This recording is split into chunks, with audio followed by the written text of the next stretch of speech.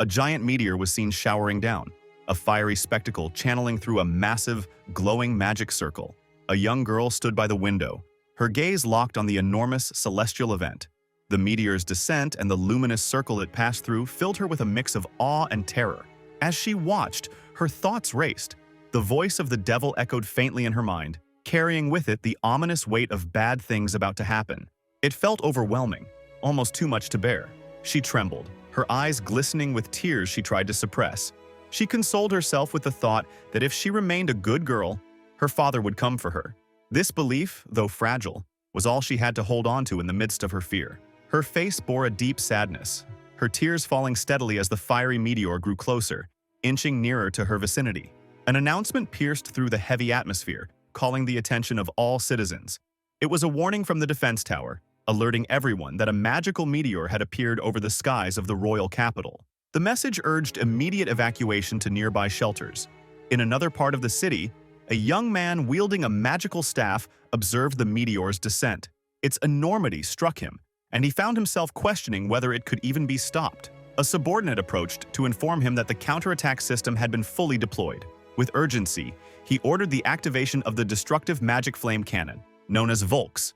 A series of gigantic magic circles materialized in response, each one unleashing a powerful magical laser aimed directly at the approaching meteor. The lasers struck the meteor, partially damaging it, but the threat remained.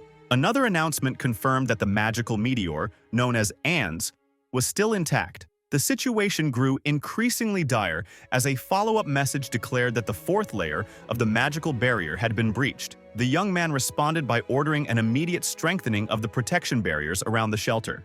However, complications arose when a subordinate reported a shortage of hands in the landing area. This was compounded by the realization that no one had rung the evacuation alarm bell in time. The young man activated a relative time stop spell, Raisin Knees, attempting to gain control over the chaotic situation. Communications between him and his team revealed a growing frustration. The subordinate mentioned that magical disasters were outside their jurisdiction, adding that the Ministry of Magic provided little support for such emergencies. This lack of resources left them scrambling for solutions. Undeterred, the young man pressed forward, making his way to a particular house in the attack zone. He reflected on the situation, wondering if the young girl who had sounded the alarm had acted too late to save herself. He could only hope she had the sense to find safety.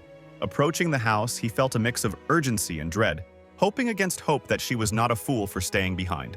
The door creaked open to reveal a scene that tugged at his heart. Inside the room, a small child sat on the floor, her body trembling as tears streamed down her face. The young man hesitated for a moment, taking in the sight of her despair. He asked if her name was Shannon, his voice carrying a rare softness, and the child slowly lifted her tear-streaked face to meet his gaze. The sight of her made him pause, a hint of shock flickering across his expression. The young man, carrying a magical staff, approached the little girl standing near the orphanage gates. He told her that he had come to take her away and declared himself her father from that moment onward. He mentioned that the orphanage had granted him permission, and the girl's eyes widened with shock, her mouth slightly open as if struggling to comprehend the sudden turn of events. Tears began to pour from her eyes like an endless stream, her small body trembling under the weight of her emotion. The young man, visibly puzzled by her reaction, questioned why she was crying, assuring her that there was no need to worry about anything anymore. Despite his soothing words, the girl cried even louder, her sobs echoing through the quiet surroundings with a newfound intensity. The young man grew more confused, silently lamenting to himself that this was why children were so difficult to handle. Kneeling beside her, he asked softly if she liked fireworks, hoping to distract her from her sorrow. At the mention of fireworks, the girl's tears began to slow, and she quickly wiped her eyes with her small hands. Her voice trembled as she asked if he truly meant fireworks, a faint glimmer of hope replacing her earlier despair.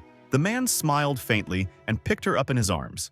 Holding his staff with his free hand, he created an enormous magical circle that glowed with an otherworldly light. As he activated the spell, a stream of magical energy surged upward, filling the sky with bursts of dazzling colors, scattering like the most beautiful fireworks imaginable. The girl's face lit up as she pressed her hands against the window to watch the spectacle unfold. Her eyes sparkled with wonder, and her lips curved into a broad smile as she exclaimed in delight about the beauty of the sky. Overwhelmed with excitement, she shouted a name she cherished deep within her heart, her voice carrying the weight of joy she rarely allowed herself to feel. Her small hands flailed upward in uninhibited glee as she begged him to create another display. The young man, placing her gently back on her feet, explained that the fireworks required rare meteor materials and that he could not perform the spell again because those materials were unavailable. The girl's excitement didn't waver as she asked eagerly if the meteor would fall again someday. Her question left the man stunned, his voice faltering as he explained that meteors were disasters and unpredictable in their arrival. The girl listened intently but seemed unconcerned about the danger, muttering something under her breath about how the devil might know when one would arrive. She stopped herself mid-sentence, her small hands quickly covering her mouth as her gaze darted nervously back toward him. Her thoughts raced, fearing that if he learned about the devil, he might change his mind about taking her away. Despite her caution, her longing to see another firework remained steadfast. The young man, observing her peculiar behavior, asked if something was wrong. The girl turned back toward him with renewed determination, her eyes glowing brightly as she announced with unrestrained excitement that she, Shannon, would become the raw material for the next fireworks. Her enthusiasm shone through her voice, resonating in the still air. The young man's expression darkened as he told her that doing so would mean her death. Undeterred, Shannon responded with a radiant smile, assuring him she would endure whatever came.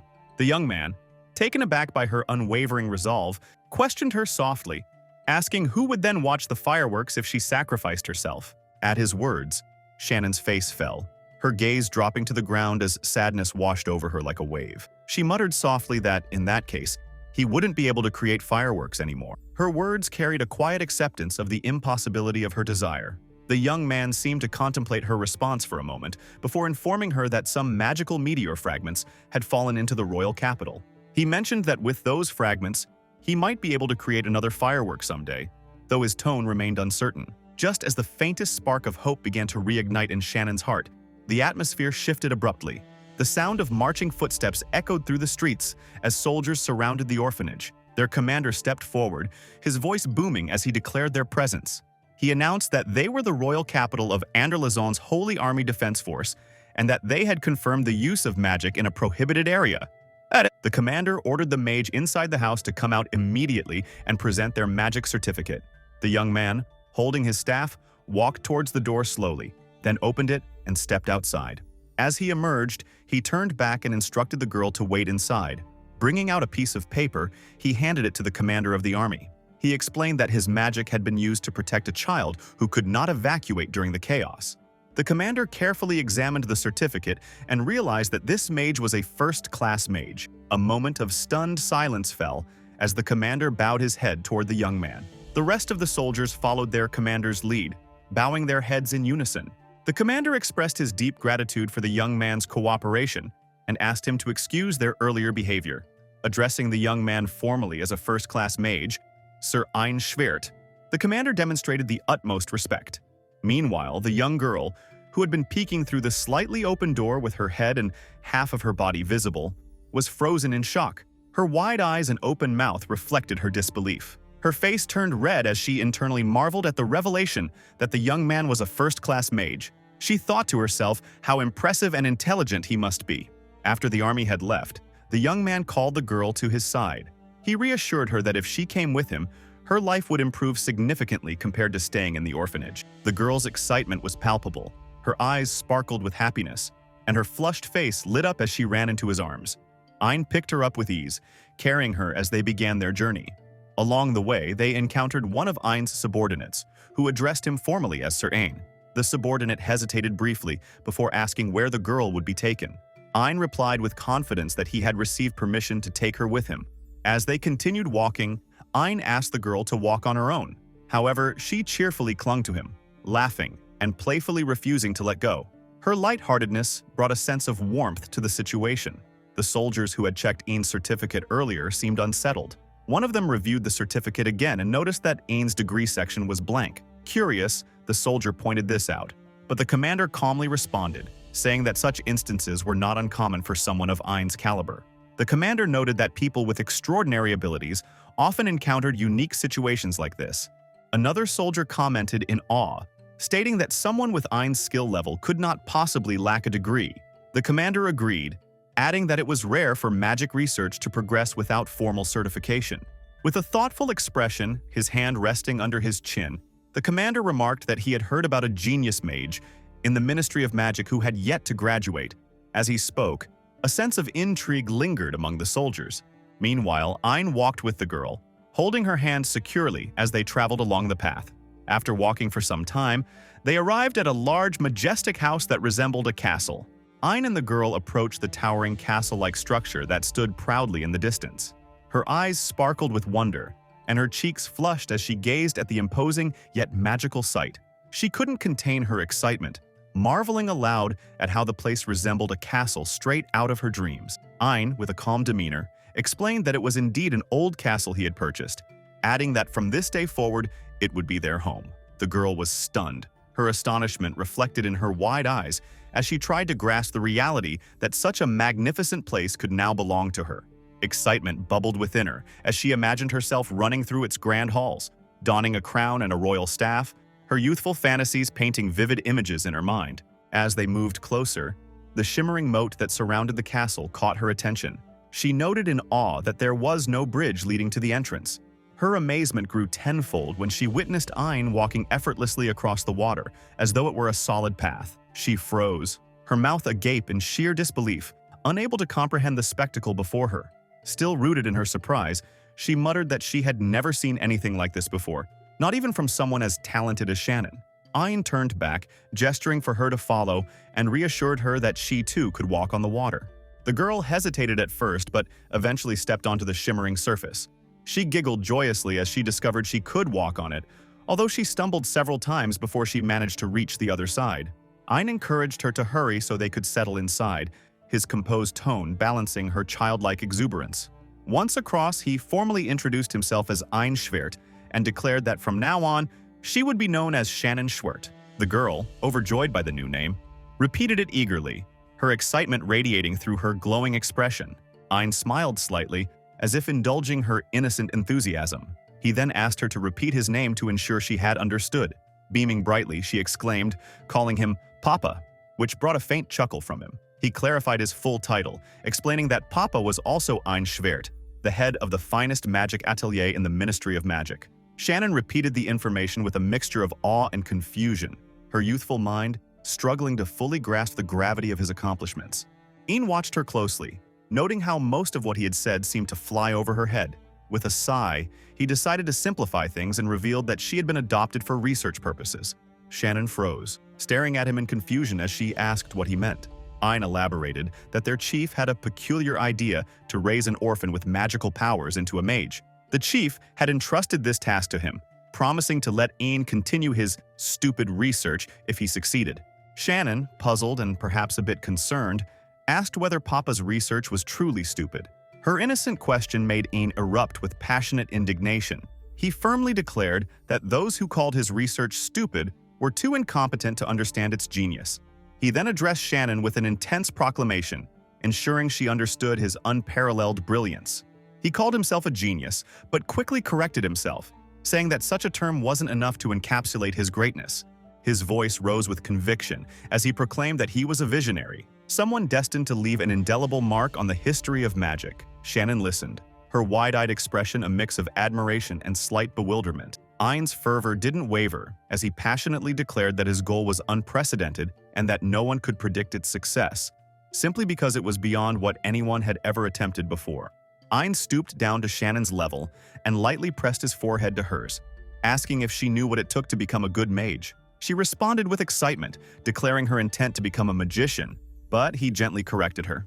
He explained the difference between a magician and a mage, outlining that a magician could only use magic, while a mage was someone who created magic, essentially a researcher. Shannon listened attentively and replied with enthusiasm, deciding that mages were incredible. He then asked her if she knew what made a good mage, and she guessed with an innocent smile if it was intelligence. He affirmed her answer, reminding her to always remember his words and emphasizing that he didn't need a foolish daughter. Introducing himself formally as Ein Schwert, he declared his position as the head of the most prestigious magic atelier in the Ministry of Magic. Encouraging her to repeat this after him, she eagerly responded, her face lighting up as she proudly announced that her papa was an amazing mage and the best in the capital. Satisfied with her response, Ein gently patted her head, telling her she understood well and reinforcing the importance of this knowledge. He then told her it was time to go inside and pick her room. As they entered the castle, Ein guided her to a series of rooms, starting with a study filled with shelves of books. Shannon picked up a book with wide-eyed excitement, flipping through its pages with awe. From there, he led her to the reception room, where she marveled at the intricate furnishings. Moving next to the banquet hall, her joy overflowed as she twirled and skipped around the spacious area, her imagination running wild. Finally, he guided her to the throne room, where she rushed ahead to see the grand chair. She eagerly climbed onto the throne, commenting on how magnificent it was. However, the moment she settled onto the chair, a strange sensation made her freeze. A voice whispered softly, warning her not to touch the chair. Shannon leapt from the throne and sprinted toward Ein, clutching his arm tightly and pointing back toward the chair. She explained that she had heard a strange voice, her eyes wide with fear. Ein calmly reassured her, explaining that the voice was not strange but belonged to a low-grade ghost. He elaborated that ghosts were an essential part of old castles, especially ones used for magical research. As he spoke, a faint, ghostly figure began to materialize in the room, moving toward them. Shannon's terror was palpable as her face twisted with fear, beads of cold sweat forming across her forehead. She clung to Ein's arm with all her strength, pressing her face tightly against him, unable to bear the sight of the approaching ghost. Seeing her fear, Ein tried to comfort her, assuring her that the ghost would not harm her and encouraging her to touch it to see for herself. Despite his gentle persuasion, Shannon refused to budge, burying her face deeper into his arm and shaking her head. Realizing she was too frightened to try, Ein stretched his hand toward the ghost. With a practiced motion, he summoned a purification spell, creating a bright light that radiated from his palm and enveloped the ghost. The ghostly figure began to fade, disappearing entirely within moments. Ein turned to Shannon and calmly told her the ghost had been purified and would no longer be a problem. Despite his reassurance, Shannon remained glued to his arm, her eyes still squeezed shut. She refused to let go, her tiny hands clutching him even tighter. Ein, watching her reaction, could only wonder why she wouldn't loosen her grip or open her eyes, and patted Shannon's head gently, assuring her that the magic spell could be prepared again. He asked if she wanted to use magic, explaining that purification magic Blair would make the ghost less scary. Tears welled up in her eyes as she hesitated, asking if she could truly manage it. He replied with certainty, encouraging her by saying it was simple. Shannon's resolve firmed, her eyes reflecting newfound determination as she declared her willingness to try. Ein guided her to stretch out her hand and place her palm upward, explaining that purification magic was one of the most basic forms of magic. He instructed her to focus her energy into her hand. With concentration etched on her face, Shannon directed her magic as instructed. Slowly, her palm began to glow with a soft, radiant light. Seeing this, Ein placed a reassuring hand on her shoulder, praising her for the brightness of her magic. He told her the light symbolized her inner power, guiding her to channel the circulating energy throughout her body and direct it to her fingertips. Shannon followed his instructions with passionate effort, determined to succeed. However, when she released the magic, only a faint spark emerged from her palm. Disappointment washed over her as she stared at the meager result of her efforts. Noticing her dejection, Ein held her hand and encouraged her to try once more, telling her to put her all into it. Shannon, summoning her courage, extended her hand again and focused her energy. Her palm shone brightly once more. Watching her, Ein marveled silently at the immense light emanating from her magic, thinking to himself that such strong magical power was rare. However, he also realized that controlling this level of magic would be extremely difficult. As Shannon concentrated, she poured her energy into her palm and released it again. The bright light faded, leaving behind another tiny spark, barely visible, flying from her hand. Her heart sank further at the sight, and Ein reflected on an old paper he had read. It stated that individuals with excessive magical power often struggled to use their magic effectively.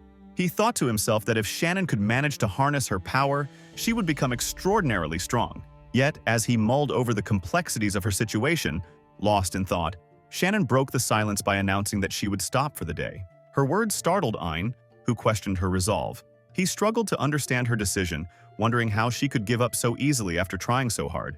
Standing motionless, Shannon ignored him, her back turned. Frustrated, Ein reached out to touch her shoulder, reminding her of the promise she had made to become a mage. He asked if that promise no longer mattered to her. Shannon, filled with emotion, turned around abruptly and pushed his hand away. Tears streamed down her face as she voiced her anguish, saying she no longer wanted to continue. With that, She ran out of the room, leaving Ein in stunned silence. Ein rubbed the back of his neck, muttering to himself about how he couldn't understand her sudden change of heart. Just a short while ago, she had been so eager and full of determination.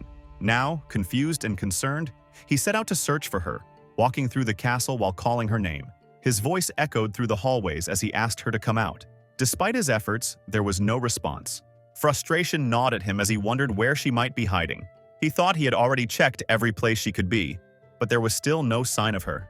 Growing increasingly agitated, Ein held his head in his hands, muttering that this was why he disliked dealing with children.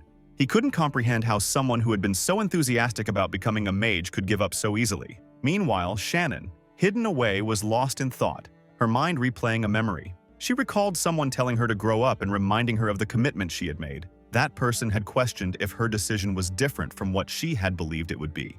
As Ein continued his search, he activated a small magic circle on the palm of his hand. Shannon was seated in one of the darker corners of the castle, her knees pulled close to her chest, her hands clasped tightly together. She was weeping bitterly, her sobs echoing softly in the empty space around her.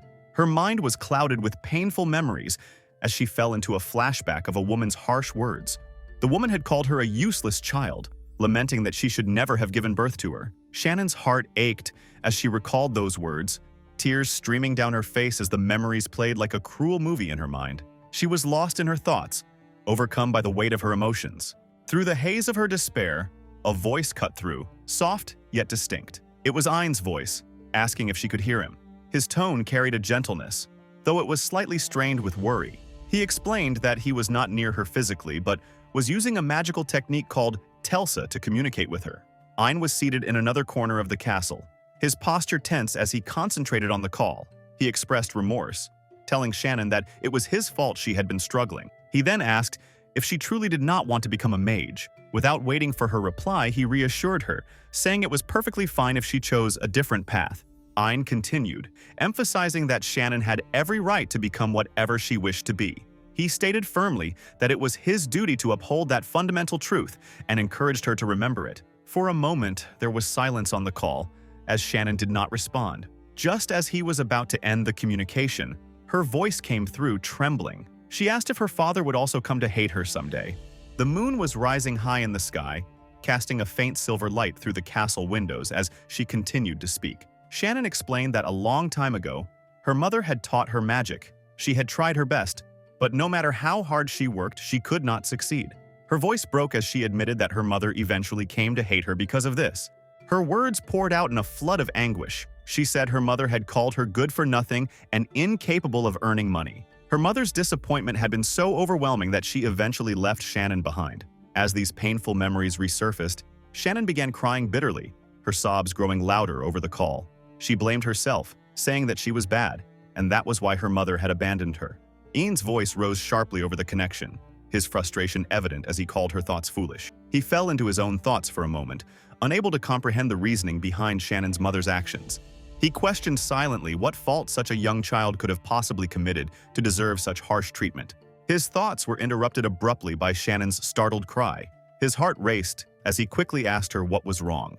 In her corner of the castle, Shannon had unknowingly moved from her hiding spot and was now near the throne. A ghostly figure that had appeared earlier re-emerged, its presence even more menacing than before. It warned her not to touch the throne chair, its voice filled with malice. Fear overwhelmed Shannon as she backed away from the throne, trembling. The ghost, now larger and more intimidating, advanced toward her with a terrifying expression. Shannon was so consumed by shock and fear that she became unaware of her surroundings.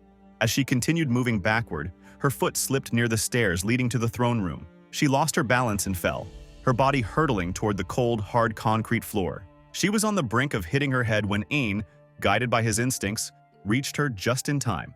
He caught her in his arms, preventing what could have been a serious injury. His quick reflexes saved her from harm, and as she opened her eyes, she found herself looking at him with a mixture of relief and confusion. Ein gently steadied her as she stood, his focus shifting momentarily. He removed a device from his pocket that resembled a pocket watch. He explained that he had been researching a new type of magic that revolved around this peculiar tool. He said that with this device, anyone, regardless of their innate magical ability or skill, could use magic. The concept seemed revolutionary, a breakthrough that could change the way magic was practiced and perceived. Shannon's curiosity was piqued as she carefully held the device in her hands. A faint glow of light surrounded her, giving the moment an almost ethereal quality. Shannon's voice was soft as she asked if this device would allow her to use magic as well. She held it delicately, almost reverently, as if it were the key to unlocking something she had long believed was beyond her reach. Ein replied with a steady voice, telling her that the very fact she had been able to use magic at such a young age meant that the world itself had shifted. His gaze held a quiet determination as he told her that this was what he wanted to teach her. Shannon stretched her hand toward the giant ghost, and a flood of light erupted from her palm, overwhelming the ghost entirely. She was astonished by the sheer intensity of the light pouring from her hand, her face flushing slightly with surprise and awe. Ein stood by, observing her reaction with a smile, and explained that the device she held had amplified the magic she released. He told her it was based on the cogwheel architecture from his studies. As the ghost dissolved into nothingness under the massive burst of light, the device crumbled into dust. Ein informed her that the device was incomplete and that he had supported her magic to ensure it worked properly. However, he noted with satisfaction that, fundamentally, the device had functioned as intended. Shannon, too thrilled to focus on Ein's technical explanation, stared at her hands with wide eyes. She could hardly believe the flood of light had come from her. Her excitement made her cheeks grow even redder as she muttered to herself that she had actually done it. Her eyes sparkled with joy, and Ein simply watched her, his smile broadening as he saw how happy she was. Always the cheerful one, Shannon burst into celebration, stretching her arms triumphantly. She declared with delight that she would become a mage too, her enthusiasm bright and uncontainable. Ein closed his eyes for a moment, calmly telling her that if this was truly her goal, she would need to study diligently. Then he suggested they get moving, reminding her they still needed to decide on her room. Shannon responded that she liked the throne room they were in and wanted to stay there. Ein, however, pointed out that the ghost might reappear in the same spot. Shannon, unfazed, twirled and jumped onto the throne, carefree and full of energy. She confidently stated that her papa would come anyway, so everything would be fine. Ein commented with a soft smile that she had a unique way of looking at things. The next day, Ein walked at his usual steady pace, with Shannon trailing behind, trying her best to keep up. After some time, she came to an abrupt stop, panting heavily from the effort. Ein turned around and looked at her, asking what was wrong. Shannon, with teary eyes, admitted that she was tired, adding that walking was a struggle. Ein moved closer, curious about her complaint. With a mix of tears and hesitation, Shannon apologized softly. Without much fuss, Ein lifted her and carried her on his shoulder. This sudden gesture seemed to excite Shannon, and she giggled lightly despite her earlier exhaustion. Ein, in his typical straightforward manner, called her foolish and questioned why someone would push themselves to do something so difficult. Shannon responded, saying that enduring hardships now would make things easier in the future. Her statement piqued Ein's curiosity, and he asked her what she meant, pointing out that life had its limits. He wanted to know if she planned to endure challenges all the way until the end. Shannon, her eyes glowing with excitement, commented that she understood. She concluded that their current job must be an important one, asking Ein with childlike eagerness what he planned to do. Ein replied that the research tower at the Ministry of Magic was working on developing an elf-evolving multi-purpose magic. Shannon, her curiosity growing, asked if he was referring to the device she had used before, calling it the super cogwheel. Ein clarified that it was different from the cogwheel architecture. Shannon tilted her head slightly and asked what made it different. Ein patiently explained that they hadn't received permission to develop the cogwheel architecture further. He elaborated that all magic in their world belonged to 12 broad and fundamental types, categorized under strict rules. He added that these 12 fundamental types of magic had been created long ago by the great sages. Shannon couldn't contain her excitement as she shouted with joy, expressing how amazing everything was. Ein, his face lit up with a bright smile, agreed with her, saying that it was truly an astonishing achievement. He explained that without one of the 12 sages, hundreds of magical inventions would never have come to be. This revelation left Shannon stunned, and she asked if that meant he wouldn't have been able to walk on water. Ein confirmed, telling her that indeed it was true. He went on to explain that the 12 sages were the ones who created such beautiful techniques. He also shared that 700 years after the fundamental magic was developed, no new magic had been created, and since the cogwheel architecture was one of the fundamental magics, it had gained popularity, especially among researchers eager to profit even within the Ministry of Magic. As they entered the ministry, Shannon's eyes widened in awe at the sight of a giant tree. She marveled at its size and commented on how impressive it was, exclaiming that this place must be the Ministry of Magic. Ein led her toward the Anderson Research Tower, specifically the first-class mage's work chamber. He then explained that this was the place where evolutionary multi-purpose magic was being developed, known as the Eternal World Tree, Regia's magic circle. Just as he was about to continue, one of his colleagues approached, grinning slyly. He teased Ein, asking with a wink if he had kidnapped the young girl. Ein gave him a lukewarm look before he could introduce Shannon, but she took over, introducing herself with confidence. She declared that she was Papa's child and proudly stated her name was Shannon. Luke, shocked by the casualness of the introduction, stood frozen, his mouth agape at hearing Ein referred to as Papa. Ein explained that he had personally picked her up just the day before, and Shannon flashed him a bright, confident smile, her cheerful demeanor radiating. They moved on to discuss the progress of the research, with Ein commenting that the stupid director had extended the research period by another year. Luke, surprised by this, casually mentioned that the director had been transferred. The news took Ein by surprise. His eyes widened, and a cold bead of sweat formed on his forehead as he asked Luke what he meant. Luke then shared that he had just met with the new director, who had requested to see Ein in his office upon his arrival. An upset expression crossed Ein's face as he muttered that the idiot Gerard had run away. Luke, trying to lighten the mood, remarked that it was unfortunate their research wasn't the main topic of discussion, but the director's sudden arrival was taking priority. As Ein made his way to the new director's office, Luke attempted to call him back, addressing him as Chief and trying to calm him down. Ein glanced back at him with a smile, telling Luke he would explain everything to the new director. As he turned to leave, he waved at Shannon and Luke, leaving Shannon in Luke's care.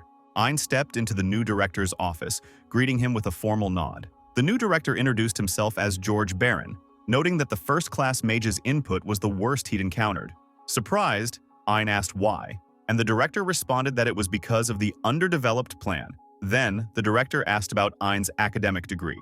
When Ein stayed silent, the director's stern expression deepened, his voice growing colder as he demanded an answer. Ein finally replied that he was uneducated and asked the director what of it.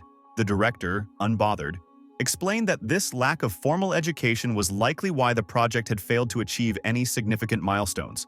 He handed Ein a paper, stating that the massive expenses and the first failure to develop self-evolving multi-purpose magic rested on his shoulders. He then informed Ein that he was fired. Ein, undeterred, responded by questioning if the new director was also incompetent, remarking that under his leadership, no one would ever make it in the Ministry of Magic. The director, with a serious gaze, asked what Ein's words were supposed to mean. Ein confidently explained that he was writing a different research paper on the same subject. After it was developed, he could request a license from the Ministry of Magic. However, there was one condition. The director had to allow him to continue researching the Eternal World Tree Regia. The director, an older man with a slightly smug demeanor, folded his hands together and rested his chin on them. He then commented, asking if Ein meant to say that after obtaining the license, the director would be on a promotion spree. Ein nodded, agreeing, and assured him that 90% of the research was already complete. He added that the director could make his decision after reading the paper. The director picked up Ein's research paper, commenting that he understood. Then, his expression turned malicious as he sneered at the paper, mocking the lack of an academic degree. He laughed, saying that Ein's paper was useless but acknowledging that he liked Ein's impulsive efforts. He then handed Ein a different paper, telling him that this was a list of new fundamental magics under development by the new research team. The director claimed that this research would bring in an incredible amount of money. Ein's expression turned serious as he asked if the director was suggesting that he steal the new magics. The director smirked and asked if Ein was really interested in continuing his research, offering him the chance to double his budget. With a sly smile, Ein agreed, saying that he understood. The old man grinned, pleased with Ein's decision, and laughed maliciously, calling him a smart person. Before the old man could speak further, Ein turned and began to walk away. He left the office without hesitation, unfazed by being fired and stepping away from the unfair proposal. This was just the first step of Ein's journey toward confronting the man who had never been mentioned in history. David was seen sitting at a desk, writing something carefully. His attention was focused entirely on his task when Ein approached him with a frustrated expression, shouting his name loudly. Ein demanded to know why David had not followed the instructions. particularly the part where he was told not to tamper with the sequence after completing his portion of the task. Ein spoke sternly, pointing out the risk of abuse if such tampering were detected.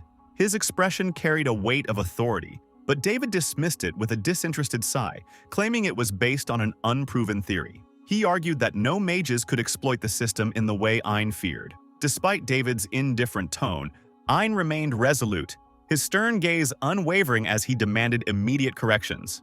David, observing Ein's authoritative stance, reluctantly stood up, muttering under his breath. He mocked Ein in his thoughts, thinking that Ein's superior attitude was overbearing, but outwardly he pretended to comply.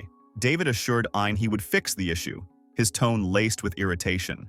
Without further protest, he walked toward the area needing correction, his movements deliberate and slow, as though emphasizing his disdain.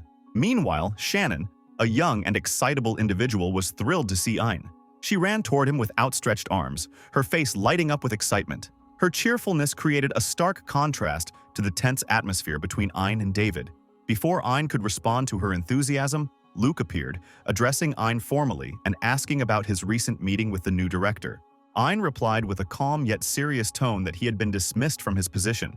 Luke was shocked beyond words, her face paling as beads of sweat formed on her brow. Her eyes widened in disbelief, and her mouth opened slightly as she tried to process the news.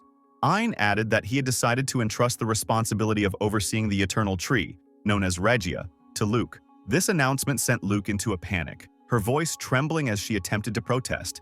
She insisted that she was not prepared for such a heavy responsibility. Her fear was evident in her shaky movements and stammering words.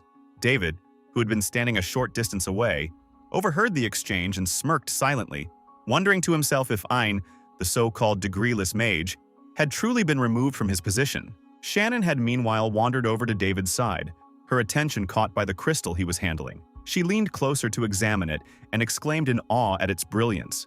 David immediately yelled at her not to touch it, his voice sharp and commanding. His irritation flared as he recognized her as the child brought by Ein, whom he had always derisively referred to in his thoughts as the degreeless mage. Concealing his annoyance, he plastered a half-smile on his face and told Shannon she could watch closely. Her naivety prevented her from detecting his malice, and she gleefully cheered in response, clapping her hands in excitement. David activated the crystal by pressing a hidden button, causing it to emit a dazzling light that quickly grew erratic. Shannon, in her innocence, marveled at the glowing crystal, unaware of the danger. Ein and Luke, noticing the chaotic energy emanating from the crystal, rushed toward David. Ein demanded an explanation, as David casually remarked that the crystal's magic was spiraling out of control, insinuating that Shannon might have triggered something. Ein, sensing the urgency of the situation, pushed David aside forcefully and began forming a magic circle to stabilize the crystal. David stepped back with a malicious grin, his thoughts filled with triumph. He believed Ein would be unable to stop the crystal, as David had deliberately pushed its magic to its limit. Inwardly, David reveled in the situation, considering it a fitting punishment for Ein's authoritative behavior. As Ein worked quickly to neutralize the crystal's volatile energy, David continued to gloat in his mind, confident that Ein, someone he viewed as incapable, would fail. His inner monologue was filled with smug satisfaction, believing the situation was beyond Ein's control. However, in a single swift move, Ein enveloped Shannon in a protective barrier, ensuring her safety. He then unleashed a precise magical attack on the crystal, targeting its core. The crystal shattered, its erratic energy dissipating instantly, leaving the room in stunned silence. David's expression turned to one of sheer horror as he realized what had just happened. His face paled, his eyes nearly bulging from their sockets, and his jaw slackened as he struggled to comprehend the scene before him. Beads of sweat trickled down his temples as he questioned in his mind how Ein had managed to stop the crystal. David's thoughts raced, filled with disbelief at the sight of Ein's calculated and efficient response.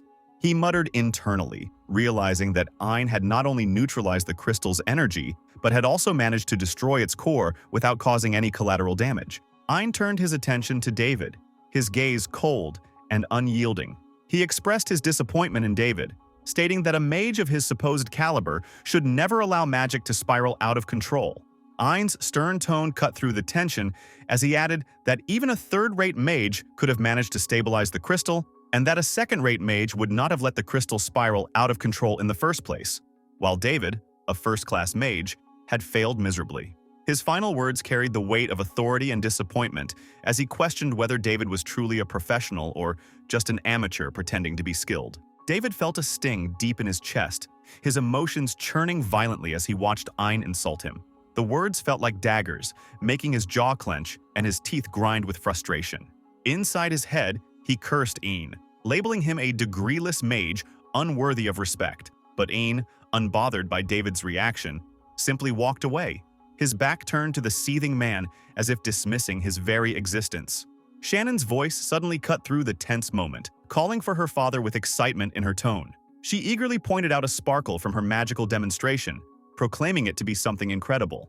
Ein shifted his attention to her, commending her enthusiasm, but reminding her that it was time to head back home. Together, they left the Ministry of Magic, returning to the grand castle they called home. As they entered the castle, Ein casually mentioned that he needed to conduct some experiments, asking Shannon if she could be brave for him. Sitting on the throne, Shannon's face lit up with excitement as she agreed without hesitation, her eagerness radiating from her small frame. Ein, preparing to leave the throne room, muttered silently to himself, questioning what he should do now that he was jobless.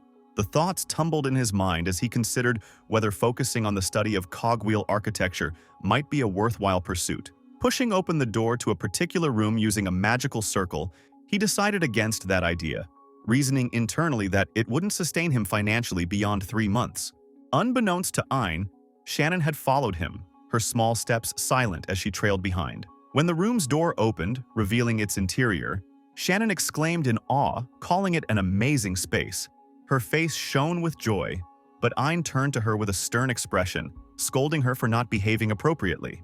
Despite his serious demeanor, Shannon confidently marched into the room, her bright smile unwavering, insisting she could watch quietly.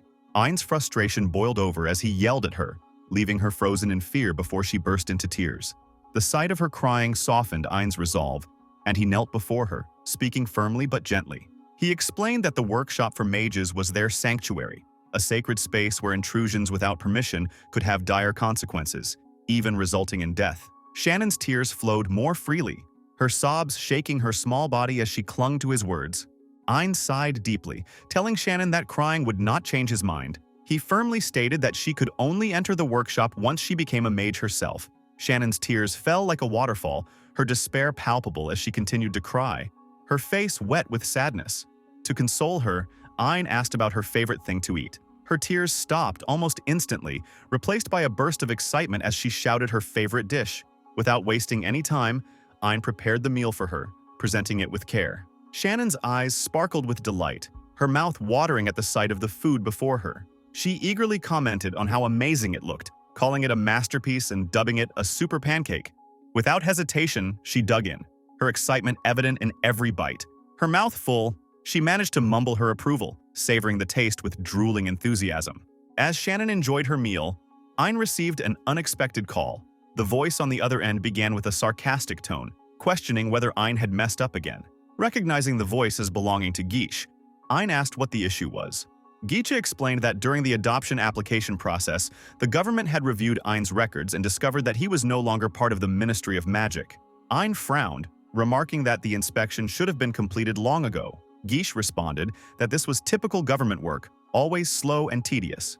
He then revealed that with this new information, the adoption application would be cancelled. Ein remained silent for a moment, taking in the gravity of the situation, before asking Giche how the outcome could be avoided. Giche explained that he had initially supported Ein because of his status as a mage affiliated with the ministry, emphasizing that Ein's income and overall appearance were better than most foster fathers.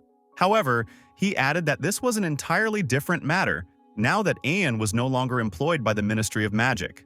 Ein replied to Giche, explaining that most foster fathers do not work at the Ministry of Magic anyway. Giche pressed further, questioning whether Ein considered the child's well-being when he left his job at the ministry. With a sharp tone, Giche demanded to know what was more important, the experiment or the child. Ein felt trapped by these words but didn't respond, his silence adding weight to the tension. Giche continued, stating bluntly that if Ein wanted custody, he needed to prepare 8 million zira for child support. He added that only after the payment would the application process move forward. Ein tried to explain his financial limitations, but Giche coldly retorted that he should give up, claiming the orphanage would be better for the child. Geach ended the conversation abruptly, leaving Ian unable to argue further despite his attempts to keep the call going. Shouting his name as a last plea, Ein was met with silence as the call disconnected. Shannon, who seemed to overhear the heated exchange, appeared cautiously near the doorway. Her innocent eyes reflected her concern as she asked whether her presence was causing problems. She hesitated before adding that perhaps her existence brought bad luck, as bad things always seemed to happen around her. Her tone carried the weight of guilt, making Ein flinch. Shannon commented softly that maybe this was why her mother left, thinking herself a bad child. Fighting back his own frustration, Ein reassured her that everything was fine, although the strain in his voice betrayed him. He told her he needed to focus on an experiment and asked her to remain quiet for a while. She nodded obediently, granting him the solitude he requested, and Ein retreated to his workshop. The room was his sanctuary, filled with intricate tools and the remnants of countless trials and errors. Yet today, frustration clouded his thoughts. The mention of 8 million zira echoed in his mind, a sum that seemed impossible to gather. He told himself that the solution lay in completing the cogwheel architecture. With nearly 90% of the work already done, it was the final inspiration that eluded him. The cogwheel's design was unique, meant to allow even those without magic to activate a magical circle. It autonomously rotated, captivating its surroundings. However, no matter how much progress Ein made, the project remained incomplete. He stared at the device, its gears and springs layered intricately, resembling a pile of random junk to the untrained eye. The memories of Azavenia Babylon, one of the 12 wise sages, surfaced in his mind. Azavenia had once said that without final inspiration, life returns to nothing. That statement differentiated a genius from an ordinary person, a thought that weighed heavily on Ein as he grappled with his inability to move forward. He recalled the mocking laughter of the new director, who ridiculed his efforts and dismissed his experiment as useless. The scorn fueled his frustration, causing him to slam his fist on the workbench. Clutching the cogwheel device, Ein tried to silence the growing headache pounding in his temples. The problem haunted him. Water, wind, or even a traditional wheel could not drive the cogwheel. It refused to move independently. He questioned whether the cogwheel's design contradicted the very laws of magic. Perhaps the architecture itself was flawed, going against every principle he had ever studied. Despite the mounting doubts, he resolved to press on. The answer had to be there, hidden in the intricate mechanics that had consumed 10 years of his life. Opening the workshop door, Ein stepped into the dimly lit house. He noticed Shannon asleep at the dinner table, her small head resting on folded arms. A plate of untouched food remained in front of her. Quietly, he approached and tapped her shoulder gently to wake her. Her peaceful face stirred slightly as Ein called her name softly, asking why she had fallen asleep in such an uncomfortable spot. Shannon woke up with an excited energy, her face lighting up as she asked if today's experiment had been over. Her excitement bubbled over as she suggested they eat together, cheerfully offering to share her food with Ein. His expression showed a flicker of surprise as he asked why she would do that, wondering aloud if she had eaten. With a passionate tone, Shannon explained that he must be tired from working every day on his experiments, asking if that wasn't true. She added with a cheerful smile that since he didn't eat, she had saved some food for him. As Ian picked up a fork to taste the food she had set aside, he thought to himself about how patiently Shannon must have waited, leaving some food even though she was likely hungry. The first bite, however, made him wince, and he quickly spat it out, remarking that it tasted awful. Shannon, undeterred, cheerfully took a bite herself and commented with enthusiasm that the food still tasted fine. Ein stood abruptly, animatedly asking if she was serious. He explained that a hot pancake was heavenly, out of this world, but once it turned cold, it became something fit only for the garbage. Shannon, still bright-eyed, asked excitedly if this so-called garbage wasn't delicious. But Ein replied with a drastic expression that a child who ate garbage could not possibly be his. This caused Shannon to shout in mock outrage, declaring that she did not eat garbage. She slid the food toward him, stating that it was for him instead. Ein noted with a sigh that the gesture was thoughtful, but he promised to bring her something much better. Shannon's face lit up as she suggested he prepare it freshly with magic. He replied with a serious tone that mana was too precious to waste on something like cooking. Shannon tilted her head in confusion and asked what mana was. Ein explained that mana was the source of magic, and if it ran out, he wouldn't be able to conduct his experiments. He emphasized that the most important thing was to avoid being wasteful. Shannon's face brightened even more as she cheerfully offered to cook for him instead, so that the food wouldn't have the chance to get cold. Ein told her that there were days when he couldn't eat, hinting that she might end up hungry if she waited for him. But Shannon, undeterred, explained that it was because he was busy, and that she understood. Her cheerful tone softened as she said that since he was working hard on his experiments, she wanted to work hard too. Ein's thoughts grew heavy as he recalled a conversation he had earlier. The caller had asked him to choose between his experiment and the child, questioning which was more important to him. This memory brought a somber expression to his face, and he began to question himself. He wondered if he had ever truly considered Shannon's welfare over the past 2 weeks. He questioned whether he even had the qualifications to call himself her father. While these thoughts consumed him, Shannon remained carefree, sipping milk from her cup with sparkling eyes. She commented that even if milk got cold, it was still not trash, her words brimming with her usual optimism. Ein glanced at her, then activated a small magical circle on his palm. Directing a burst of heat toward the cold pancakes in front of him, he warmed them with a precise spell. Shannon's face lit up as she saw the transformation, her eyes glowing with happiness and her mouth slightly open in amazement. She clapped her hands together and shouted with glee that the pancakes were warm again. Ein gestured toward the plate, silently encouraging her to eat. Shannon dove in with enthusiasm, crumbs sticking to her cheeks as she happily devoured the food. She seemed completely absorbed in her meal, her joy radiating across the room. Ein watched her quietly for a moment before breaking the silence to tell her they needed to have a serious talk. Ein sat down, looking at Shannon with a solemn expression. He told her that he had been fired from the Ministry of Magic. Tomorrow, he would take her back to the orphanage. Shannon asked if her papa would be there too, and Ein replied that he had to focus on his experiments. Shannon, still holding a piece of pancake on her fork, quietly commented that she could help with the experiment, but Ein immediately rejected the idea, saying it couldn't be done. Shannon, undeterred, responded that if she couldn't help, she couldn't go back either. Ein's frustration grew, and he snapped at her not to say something so selfish. He asked if she really thought a jobless man could provide for a child. Shannon stopped, her face darkening.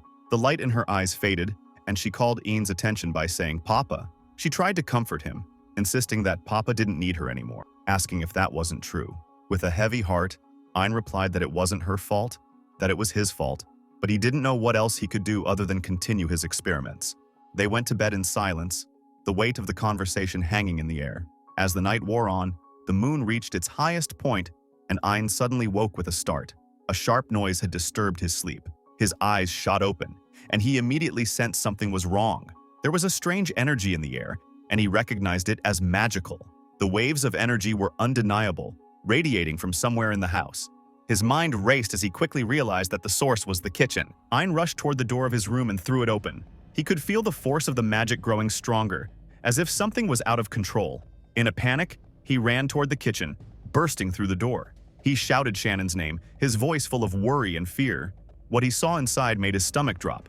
The kitchen was filled with swirling magical energy, a chaos he couldn't even comprehend.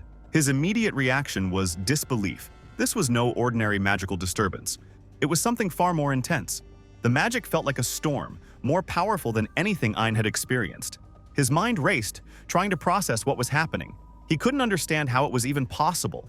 Only a skilled sorcerer would have the power to create this kind of magical havoc. And yet, there Shannon stood in the center of it all, seemingly unaffected by the storm around her. Ein took a deep breath, forcing himself to stay calm. He pulled out his staff and focused. The magic was intense, but he could still control it. He activated a time-stopping spell, Resin Knees, to freeze the magical chaos in place. The moment he activated the spell, he realized that the magical energy wasn't just chaotic, it was unstable, like a ticking time bomb waiting to explode. If he didn't act quickly, the magic could spiral out of control. But as he tried to hold the magic in place, it only seemed to grow stronger. The force of it slammed into him, and for a moment, he was overwhelmed. He staggered back, blood dripping from his mouth as the impact of the magical force hit him with brutal intensity. His body ached, but there was no time to recover. He had to keep going. In his mind, he realized that what he was facing was beyond anything he had ever encountered. This was no simple magical surge. It was a level of magic that surpassed the 10th stage of Rampage. I knew that even with an army of first-class mages, stopping this would be impossible. The radius of the magical disturbance was expanding, and it was clear that the situation was getting worse by the second. With each passing moment, Ein realized that he had to make a choice. If he didn't stop this now, it would only get worse. The magical energy was growing, and there was no way to avoid its destructive power. He thought to himself that if he didn't use every bit of mana he had left, He wouldn't be able to save Shannon from this madness. In the middle of the chaos, Shannon could hear Ein talking to himself. She shouted his name, calling for him to stop, telling him that mana was precious and urging him to run away. But Ein was already enveloping himself in a magical aura, his body glowing brightly with a strange, shimmering light. He muttered to himself, louder this time, saying that if he couldn't control the situation, he would never achieve what he wanted. His voice grew more desperate as he stepped closer to the magical rampage. He knew that if he took another step, his bones would turn to ashes. Ein focused intently, his mind racing as he searched for the weak spot in the magical rampage that surrounded them. There was something about it, a subtle vulnerability hidden deep within the circle. He whispered to himself, instructing his mind not to rely on his eyes, but to feel the pulse of the magic itself. His gaze intensified, and in a moment of clarity his eyes shimmered with the power of the magic circle. Then, for a split second, something flashed before him, a sharp, blinding light that streaked across the magical barrier. It was as though the source of this rampage was something greater, an underlying principle he had yet to fully grasp. He believed this force was not merely an attack. It was a manifestation of an even deeper magic. Without hesitation, he stepped closer to Shannon, urging her to take his hand. He was determined to restrain her mana, even though she was terrified, eyes brimming with tears. She called out to him, reaching for him with trembling hands, extending them as far as she could, desperately wanting to escape the overwhelming surge of magic. As they swirled around in the magic's force, it felt like they were trapped in the center of a black hole or caught in the destructive winds of a hurricane. Despite the storm around them, Ein gripped her hand tightly, activating a binding spell that surrounded their hands with protective energy. But the magic around them grew stronger, pulling them deeper into its vortex. As they struggled against the force, Ein wondered why the rampage showed no signs of stopping. It was as if it had a mind of its own, relentless and unforgiving. He called out to Shannon, telling her to hold on, that if she let go now, they would never escape the rampage. Despite his warning, Shannon's hand slipped from his grasp, the powerful magic tearing her away. She cried out, her voice filled with anguish, unable to control her emotions as she was swept further into the chaos. She sobbed, apologizing for what had happened, telling him she never wanted to let go but couldn't fight the force any longer. Her words, spoken through tears, revealed the depth of her regret and her desire to be useful for his experiment. Seeing Shannon in such a state, Ein's resolve hardened. He vowed not to let her go, knowing that the storm of magic around them was testing their very existence. He muttered to himself, reaffirming his commitment to protecting Shannon, that she wanted nothing more than to stay with him, her papa. With a surge of determination, he removed a cogwheel from his pocket. Its surface darkened with the hint of something troubling. As the cogwheel made contact with the swirling magic, his body became encased in a bright magical aura, and he realized the cogwheel had absorbed something from him, his blood. This realization only fueled his focus as the darkness of the cogwheel continued to pulse in sync with the growing light around him. His body gleamed more brightly, the magic encasing him in a powerful aura that pushed the chaos back. Shannon, still trapped in the storm of magic, cried uncontrollably, her voice filled with sorrow. She whispered how sorry she was for not listening to him, for thinking she could control the situation when she could not. Her tears flowed like a river, and the guilt she felt for calling out to him in desperation seemed to weigh heavily on her heart. But Ein, undeterred by her pain, pressed forward, determined to restore her strength and ensure their safety. Holding the cogwheel in one hand, he conjured two large, fiery spheres of magic, floating above his palms. The flames flickered with intense heat, casting shadows against the magical rampage that surrounded them. With a calm, commanding voice, he reassured Shannon that she had done nothing wrong. He told her that someone who stops trying just because they are told they cannot do something would never succeed. There was always a way forward, and they would find it together. With confidence, he guided her through the storm, pointing out a small, hidden path in the chaotic magic. He told her that only those who understood its deeper workings could reach this point, a place where they could tap into the fundamental magic of the world. He gestured for Shannon to pay close attention, explaining that what they were witnessing was the 13th fundamental magic of the world, the cogwheel alchemist. As the words left his lips, he activated the connection between the cogwheel and the magic that enveloped them. The air around them thickened as the gears of reality began to shift. The space was filled with the magic of ancient alchemists who had mastered the fundamental principles of the world. Ein's power surged as he shot a beam of concentrated magic, a blinding laser aimed directly at the rampage. The energy released exploded in a burst of dazzling light, shaking the very foundation of the realm around them. The explosion was massive, and Shannon feared she would be obliterated by the intense force. She squeezed her eyes shut, bracing for the worst, her body trembling. But unbeknownst to her, Ein had quickly erected a magical barrier around her, shielding her from the blast. As the light faded and the explosion settled, Shannon found herself still alive, a mix of shock and relief washing over her. The destruction had torn apart the castle, reducing it to dust, but they had survived. Ein moved swiftly towards Shannon, pulling her into a tight embrace. He whispered that he was sorry for being late, his voice filled with an emotion he rarely showed. Shannon, overwhelmed by the intensity of the ordeal, broke down, her tears flowing freely. She called out to him, crying, "Papa," as her heart ached with everything they had been through. Ein comforted her, telling her that it was all over now, that she didn't need to worry anymore. But Shannon, still shaken, couldn't stop crying. She wailed about the destruction, the house that was now gone, and how she felt like everything had fallen apart.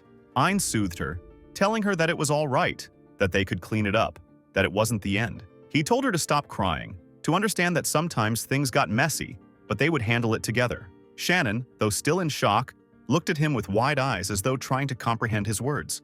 She couldn't believe it. Could they really clean everything up? Could they truly rebuild what had been destroyed? But then Ein smiled at her teasingly, his expression lightening the mood. He asked her what she thought of his identity. She beamed back at him, her eyes glowing with pride. She replied, laughing with genuine joy, that Papa was the most amazing mage in the world. And in that moment, she shouted it to the world, her voice carrying with the conviction of a child who truly believed in their hero. Ein watched her with a sense of pride and love, knowing he had accomplished something few others ever could. The greatest achievement, one only 12 others had managed to attain, was within his reach. The cogwheel alchemist's magic was now to achieve such a legendary feat. A bird was seen flying over the town, dropping a new letter from its beak, and as it flew, the bird shouted out loudly. The people below, curious, quickly picked up the newsletter that had fallen from the sky. As they flipped through its pages, they were shocked by the contents. Some of them stood still, gazing at the words, asking each other if it could possibly be true. One person in town commented that it was impossible for the letter to be a mistake, especially since it came from the Ministry of Magic, a highly respected institution.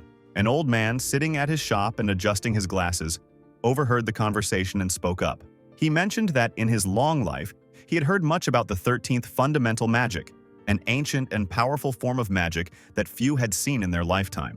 On the street, people were still reading through the newsletter, discussing the details of the cogwheel architecture it described. One of them turned to a friend and said that the newsletter made it clear that no artificial device could compare to fundamental magic. The other man, smiling brightly, agreed with his friend and commented that he couldn't wait to read more about it in the newspaper. The old man, still adjusting his glasses, took a closer look at the newsletter in his hands. He wondered to himself what kind of device the cogwheel actually was. As he studied it, he noticed that there was no mention of who developed the device, which struck him as odd. Nearby, Ein was seen walking near his ruined castle, performing more tests on the cogwheel. Shannon, rushing toward him, caught his attention. As Ein continued to experiment with the cogwheel, he noticed that it no longer faded away like it had before. He turned his head to see Shannon hurrying toward him and teasing her with a playful remark about whether she could even read the words on the paper she held. Shannon stopped in front of him, holding the paper tightly. With a cheerful smile, she climbed onto his lap as she settled down next to him. Ein, who was focused on examining the cogwheel, asked her not to disturb him, but Shannon, with a grin, pointed at the extra paper she had placed on the table. She insisted that he read it, encouraging him to take a look. With a sigh, Ein picked up the paper and read aloud about the greatest achievement of the last 700 years, the development of the 13th fundamental magic and the cogwheel architecture associated with it. As he read, his face remained calm, though the words brought a sense of shock. Shannon, hearing the news, leaped up in celebration, swinging her arms with a bright smile, saying that this was indeed a great achievement. As she looked at a symbol that resembled gears on the newsletter, she pointed to it, asking Ein what it was. He replied, explaining that it was a magical activation circle, a powerful and ancient symbol of magic. Shannon, amazed, nodded in agreement, but her eyes were still filled with wonder. As Ein held the magical staff, she stared at it, captivated by its power. Her face flushed with excitement, and she shouted, asking about the staff and its significance. Ein, with a calm expression, responded that the staff was the tool he had created for the magic circle of Rezunisi. Shannon was stunned by his answer, asking him what exactly he meant by this. Ein, explaining in simple terms, told her that the staff was a magical tool, specifically designed to activate the magic circle for Rezunisi. He also reminded her that the staff had a special ability. It could stop time itself. Shannon, her curiosity piqued, eagerly grabbed the staff and began to play with it. The staff was nearly twice her height, dragging along the ground as she stretched it out. With excitement, she pointed it at the air, shouting, "Rezunese!" But nothing happened. Ein, watching her closely, smiled and commented that even with a magical tool, the magic couldn't be activated unless the caster used the correct magical energy to power it. He then handed over the cogwheel he had been examining to Shannon, telling her to try using it next. She held the cogwheel device in her hand, staring intently at it, and he, thinking of her favorite shape, told her to aim the cogwheel at the pillar several feet away. She did as instructed, shouting, "Candy!" as she aimed the device over a nearby spoiler, and soon a ball dropped from it. Both Shannon and Ein were stunned, with Shannon's face flushing as she rubbed the ball, her excitement barely contained. Ein's eyes glowed with the same magical aura as before, a reaction that came when he faced Magic Rampage. He seemed lost in thought as Shannon's shout snapped him back to reality, asking if he was thinking about something. He replied no, and then explained that what she had just seen was the current autonomous activation magic circle. He went on to tell her that, with this, anyone would be able to use magic. Shannon's curiosity only grew as she asked how he had finished the cogwheel. With a light laugh, Ein began to explain, saying he had examined the blood on the cogwheel and noticed a flicker, something instinctively familiar to him.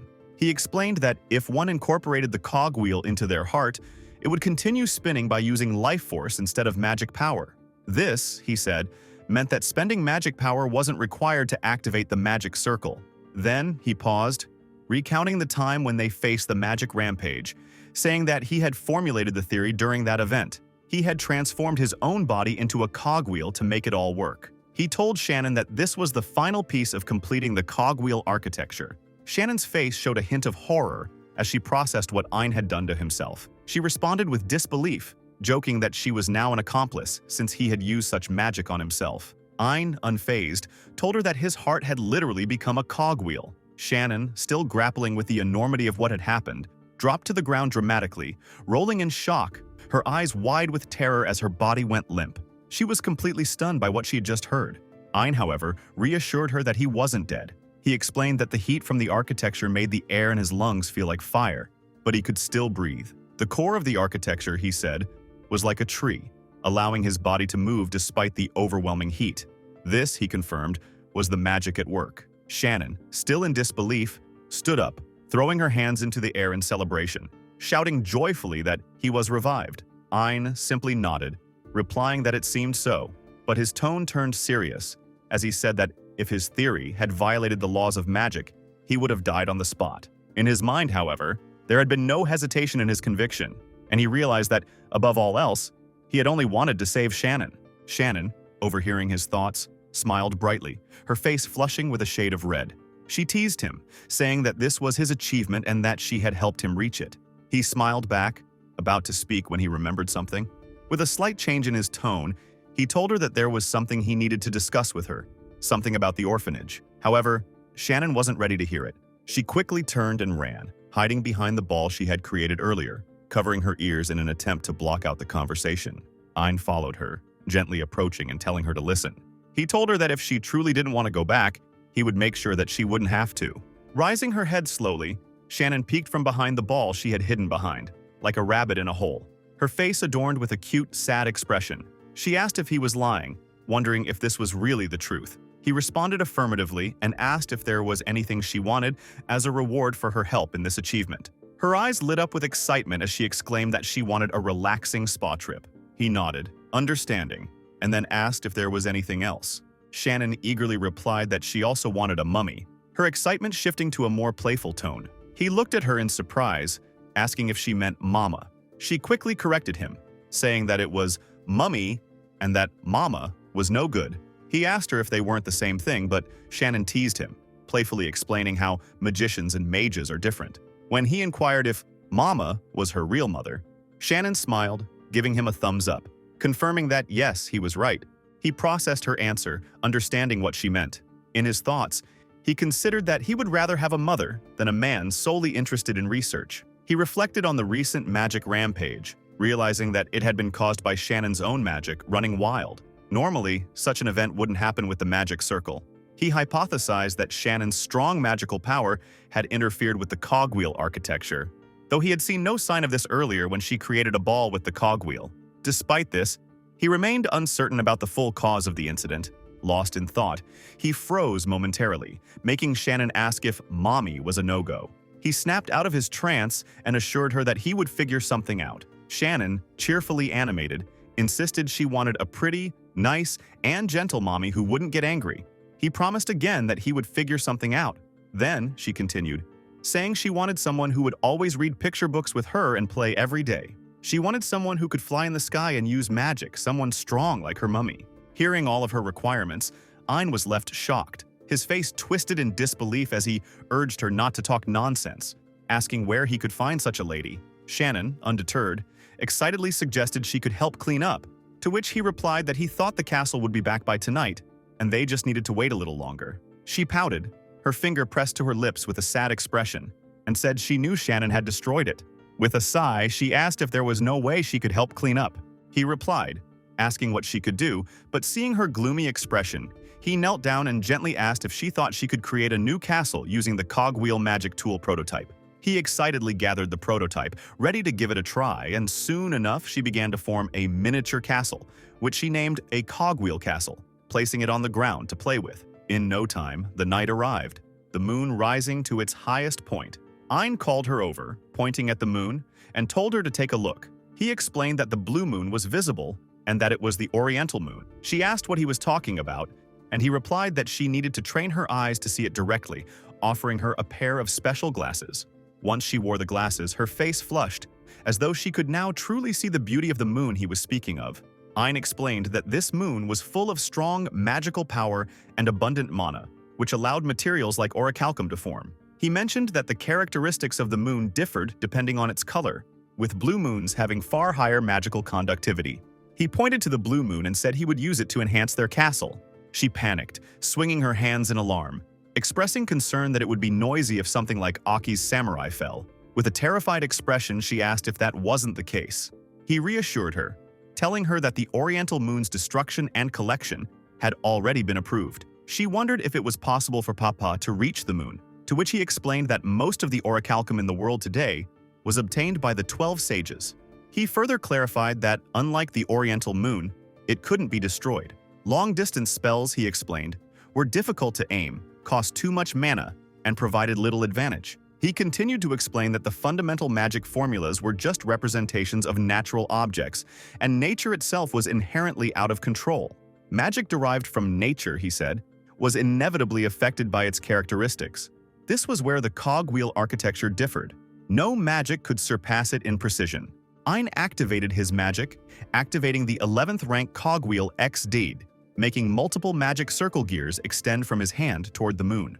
These gears drew power from the blue moon, and using this powerful energy, Ein activated the 11th rank cogwheel X-Deed, Vortex Relay. The magic circle gears reappeared above the ruins of the castle, and in an instant, a new, fully furnished castle appeared. Both of them were happy to see the beautiful new castle, but Shannon could hardly contain her joy.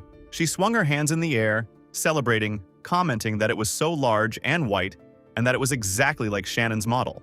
That same night, the new director was seen angrily pacing in his office, gritting his teeth with veins popping in his head, muttering to himself about how it was possible that the cogwheel architecture had come to life. He was addressing several mages, calling them gentlemen and asking if there was any progress. The director's face was now panicked, expressing his worry that there was no way the elites of the Ministry of Magic could be exposed as having been defeated by a mage without a degree. Some of the mages present wondered aloud who exactly Ein was, and how he could develop the cogwheel architecture and take it to completion. This thought echoed in David's mind as well. Meanwhile, Kuehl was thinking that it seemed like the head of the department had always planned to finish the cogwheel architecture, and while he was happy about it, he dared not let it be known to the malicious new director or the other mages present. The others in the room silently agreed this was a major failure, and the new director, seeing the mages gathered in silence, became even more desperate. He pleaded with them to say something, asking if they were all inferior to those mages without degrees. David stepped forward, suggesting that for the application regarding the right to use the cogwheel architecture, the director should consider filing a declaration of objection. The director, clearly confused, asked what David was talking about. David explained in detail that, in other words, the new magic George Palam had developed had in fact been stolen. The new director's face tightened, and he coldly remarked that he would have to give David a reprimand for such accusations. He then dismissed everyone, and after they had left, only George, the director, and David remained. The director turned to David, asking if everyone had stepped out, to which David confirmed.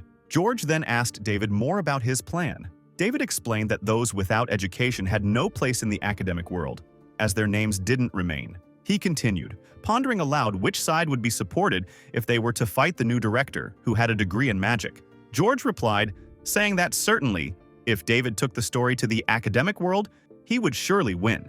David smiled maliciously, commenting that if they could even get a basic magic circle before certification day, they would win. The old man asked how they would do that, and David explained that Ein seemed to have a daughter, but even so, Ein's wild magic would remain a strong point. The old man nodded, confirming that he knew, and added that he was still in possession of the key to the 12th floor treasure room. David, intrigued, asked when the old man had said this, and the old man replied that it had been crafted by the 12 sages under the dark moon. The old man then brought out a key, smiling maliciously, and they made their way to a large room where a suit of armor was hanging, chained down. The old man commented that this was the ancient magic weapon known as Geswars. He added that it had been used by Azenia Babylon's greatest creation against someone without a degree. Now, it seemed that the person behind Ein's dismissal planned to use this ancient weapon, which begged the question, could Ein protect Shannon from this ancient weapon?